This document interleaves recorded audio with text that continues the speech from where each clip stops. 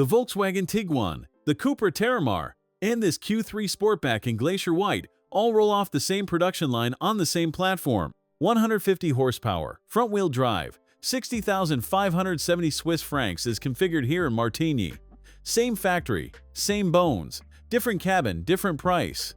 What Audi did to the interior of this generation is the reason that gap exists. Whether it is justified is what this walkaround answers. The Sportback roofline drops 29 mm lower than the standard Q3. That number compresses the rear glass, stretches the shoulder line, and pulls visual weight forward into a stance that reads above its price. The front borrows from the Q5. Single-frame grille wider, digital matrix LED headlights with 25,600 micro-LEDs per unit. A full-width rear light bar connects the taillights with illuminated rings beneath the glass. What most reviews skip is the controllable cool air intake below the grille. It opens and closes to manage airflow, directly affecting the fuel figure on the energy label. The curved digital stage, 11.9 and 12.8-inch displays in one frame, is the layout Audi holds in the A6 and Q5. This is the first Q3 interior that could have come from the A6. That took 15 years. Wide bezels are the one tell that this is the compact car. Materials are soft where your hands rest. Two fixed column levers replace the traditional stalks, gear selector right, lights and wipers left. First, for Audi's compact segment. 30-color ambient lighting through illuminated door fabric hides the price bracket better than any trim piece. I was not expecting the interior to land this hard at entry level. Then it did. Front sports seats in black fabric hold through a lane change without the bolstering that turns a commute into punishment. The wireless charging tray inside a sliding compartment cools your phone during navigation. Think about the last time you set a coffee on the passenger seat because nothing else fit. Both door pockets take a 1-liter bottle. The rear bench slides 13 centimeters. Backrest adjusts, both standard. Knee room rearward is generous to 1.80 meters.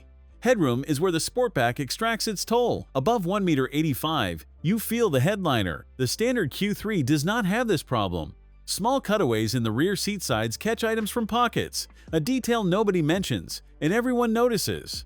488 liters with seats up, around 17.2 cubic feet. That matches the standard Q3 despite the sloping glass, which most Sportback buyers will not expect. Fold the bench, and it opens to 1,289 liters, around 45.5 cubic feet. Floor genuinely flat. Luggage organizers earn more daily trust than the badge.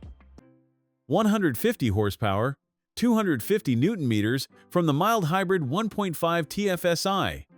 9.1 seconds to 100, around 9 seconds to 60 miles per hour. Not fast, not trying to be. 6.1 liters per 100 kilometers, around 38.5 miles per gallon.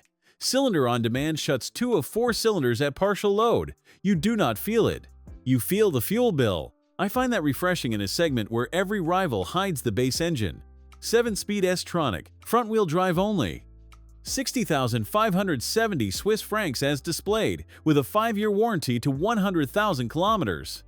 The BMW X1 sits in the same corridor, sharper chassis, less resolved interior. The CUPRA Terramar shares this platform, costs less, but gives you neither this digital stage nor these ambient details. Whether you need the 4 rings is your decision. This is the first generation where the cabin alone makes the question worth asking.